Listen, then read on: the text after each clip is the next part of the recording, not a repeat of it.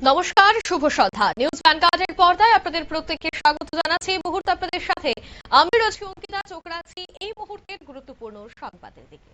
অন্নদাতা হচ্ছে কৃষক, আর সেই অন্নদাতারাই আজ গভীর সমস্যার মুখে। তাদের চাষাবাদ করতে গিয়ে এবার গভীর সমস্যার মুখে পড়তে হয়েছে। সেচের অভাবে ভোগান্তিতে প্রায় 300 কৃষক পরিবার। ধর্মনগর মহকুমার রাজনগর পঞ্চায়েতের 6 নম্বর ওয়ার্ড থেকে এই অভিযোগ উঠে এসেছে। সমস্যার সমাধানের আশ্বাস দিয়েছেন স্থানীয় বিধায়ক শৈলেন্দ্র চন্দ্র নাথ। মূলত জানা গেছে যে এই এলাকায় 6 নম্বর ওয়ার্ডে প্রায় 300 পরিবার থাকে। এলাকা থেকে এলআই স্কিমের পাম্প হাউসটি এবার দীর্ঘ 1 বছর ধরে অকেজো হয়ে পড়ে থাকায় কৃষিকাজ প্রায় বন্ধ। ধান এবং বিভিন্ন ধরনের সবজি চাষ করতে না পেরে আর্থিক ক্ষতির মুখে পড়েছেন এলাকার কৃষকরা। এলাকাবাসীর অভিযোগ, পাম্প হাউসটি দীর্ঘদিন ধরে বিকল থাকলেও বিষয়টি নিয়ে স্থানীয় পঞ্চায়েত এবং জল সম্পদ দপ্তরের আধিকারিকদের কাছে একাধিক মৌখিক এবং লিখিত অভিযোগ জানানো হয়েছে, কিন্তু এখনো পর্যন্ত সমস্যার স্থায়ী সমাধান কোনো কার্যকর পদক্ষেপ নেওয়া হয়নি।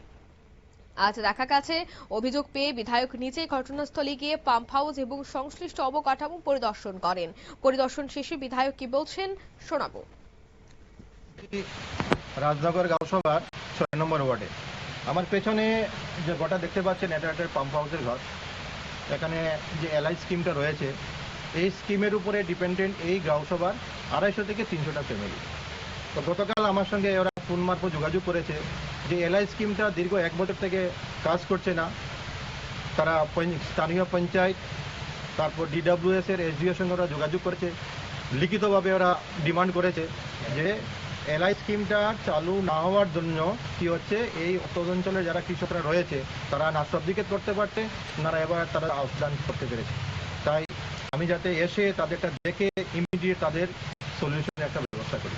আমি আসলাম, আসার পর আমি যখন গেলাম নিজেকে দেখতে পারলাম এই যে যেখান থেকে জলটা আসছে এই যে সুইচ গেটটা রয়েছে তার নিচ থেকে বড় একটা হোল রয়েছে, যার জন্য কি হচ্ছে এখন তো রয়েছে বর্ষা, এখন কিছুটা জল রয়েছে, লেকিন যখনই বৃষ্টি বন্ধ হয়ে যায় তখন এই সুইচ গেটের এখানে জল থাকে না, কারণ পুরো জলটাই নিচ দিকে চলে যায়। তাই এখানে ইমিডিয়েট সুইচ গেটটাকে রিপ্লেস করতে হবে, নতুন করে বানাতে হবে, এবং এই মোটর থেকে সুইচ গেটের এখান থেকে জল আনতে যে 6 ইঞ্চির পাইপ রয়েছে, যে এই পাইপটা রয়েছে তাও অনেকটা জায়গাতে লিক হয়ে রয়েছে, যার জন্য কি হচ্ছে পাম্প মোটরটা নিচ থেকে জলটাকে লিফট করতে পারছে না। অ্যান্ড ফাইনালি কি হচ্ছে এখান থেকে যে ডেলিভারি পাইপটা রয়েছে বিভিন্ন কৃষকের ক্ষেতে এবং বিক্রয়ের সঙ্গে যুক্ত রয়েছে, সে মাল্টিপুল লোকেশনে পাইপটা হোল রয়েছে, ভেঙে গেছে, যার জন্য কি হচ্ছে কৃষকরা এই জলসেচের বেনিফিটটা পাচ্ছেন না। আমার আবেদন থাকবে এই ভিডিওর মাধ্যমে।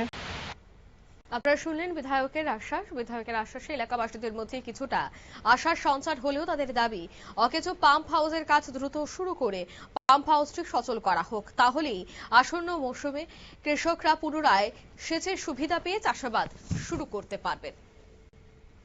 নিয়ে নিচ্ছি ছোট একটি বিজ্ঞাপন বিরতি, সঙ্গে থাকুন।